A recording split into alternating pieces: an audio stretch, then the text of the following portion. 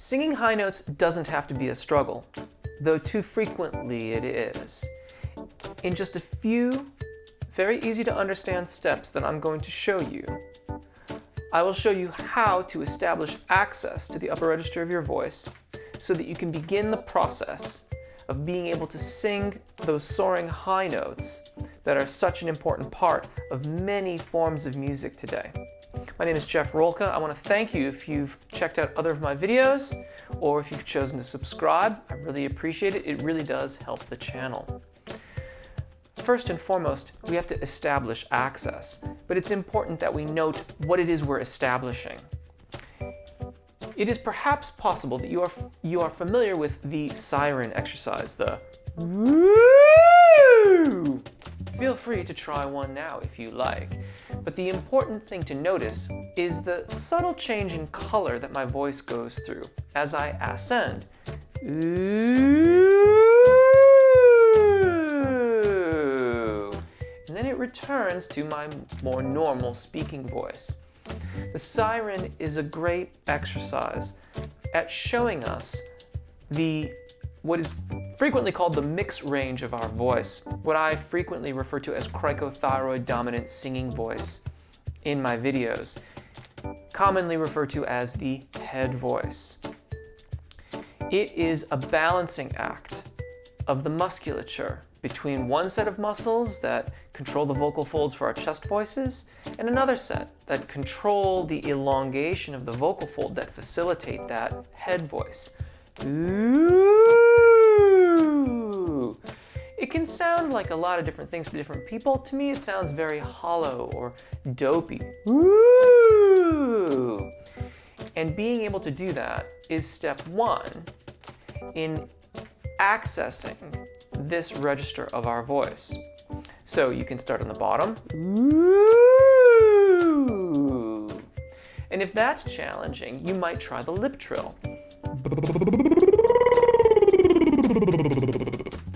Now there's a couple things to notice here. If it gets really airy when you're doing the siren, ooh, that's not your head voice.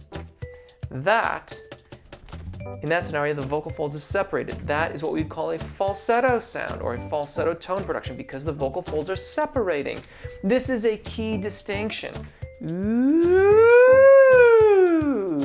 adducted, closed vocal fold. Ooh, abducted, separated, falsetto.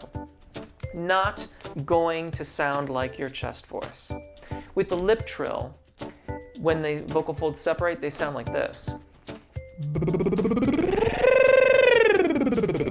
You can hear how much more quickly my lips start to vibrate, as opposed to when I keep my vocal folds adducted or closed using the head voice.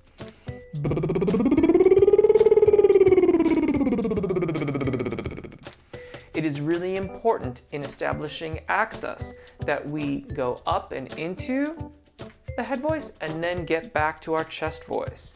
Ooh. If you get stuck on the way down, engage a bit more. Double down on your support system, your apagio breath management, your expansion and engagement.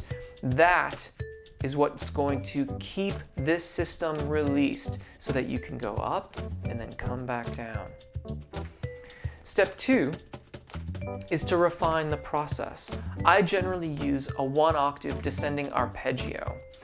You have to put the first pitch above your secondo passaggio. That is the break. The remainder of the arpeggio is below the secondo passaggio, below the break. In this case, we might use an arpeggio like this. And you might start by doing a siren, just kind of gently following the contours.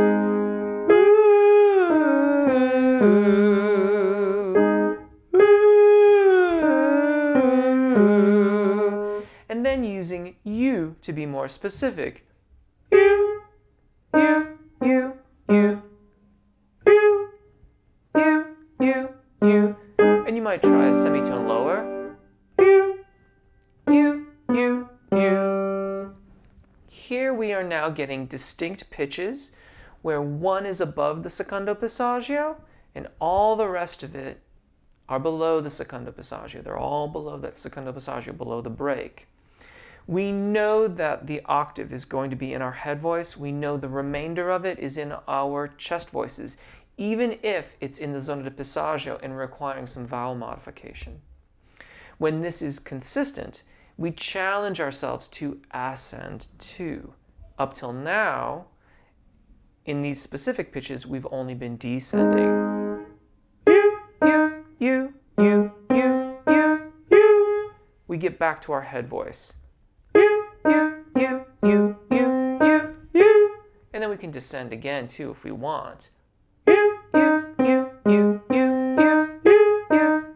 You.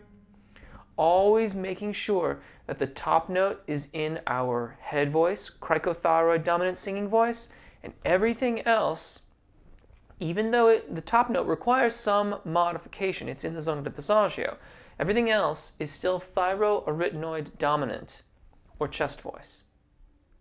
We can switch vowels to we.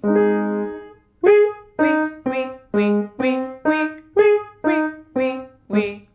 And this is also a good time to start working in dynamics so that we are narrowing and getting lower in volume as we descend and allowing our voices to unfold or open a bit more as we ascend and we engage a bit more and apply more of that subglottic air pressure. Again, the subglottic air pressure allows the mechanism to be released.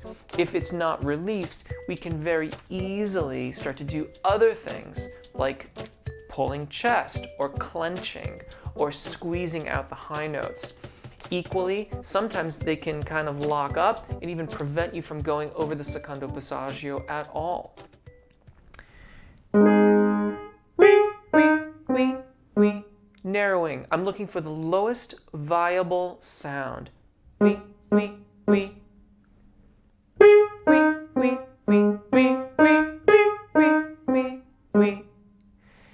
That sets us up dynamically to begin to have that nice open sound on the top, the narrower, least viable sound on the bottom. This will make it more likely that we will be successful in transiting the break, going back and forth to our high note and back down to our lower notes, into our cricothyroid dominant singing voice, our head voice, and back down to the thyroarytenoid dominant singing voice, our chest voice.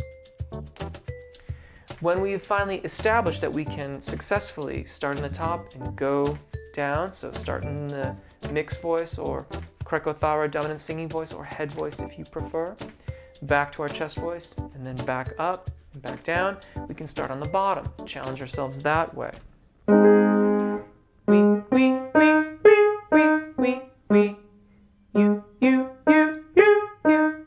You.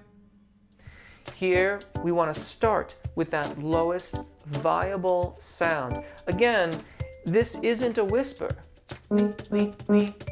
nor is it a sottovoce or in any way tonally different from the rest of what I'm singing. It's the lowest viable sound, which is to say it is still consistent in its tone quality and proper intonation and all of those sorts of good qualities of singing. You.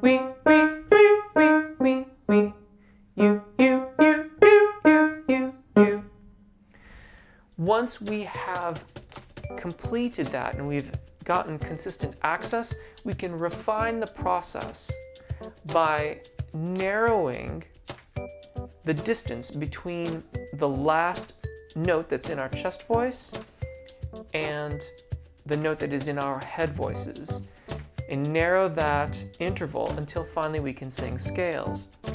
Once we sing scales, we can start to incorporate all manner of other vowels into our practice to smooth out that transition, so that if we're here,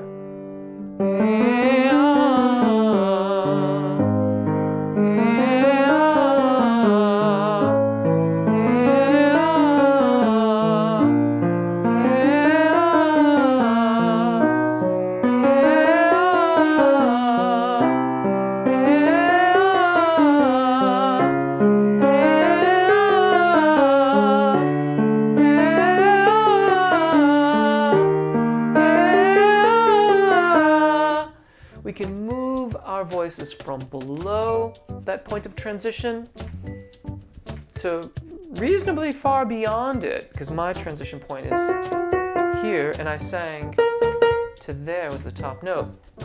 Move that scale back and forth across that transition point, practicing the smooth transition back and forth across the secondo passaggio, or the so-called break.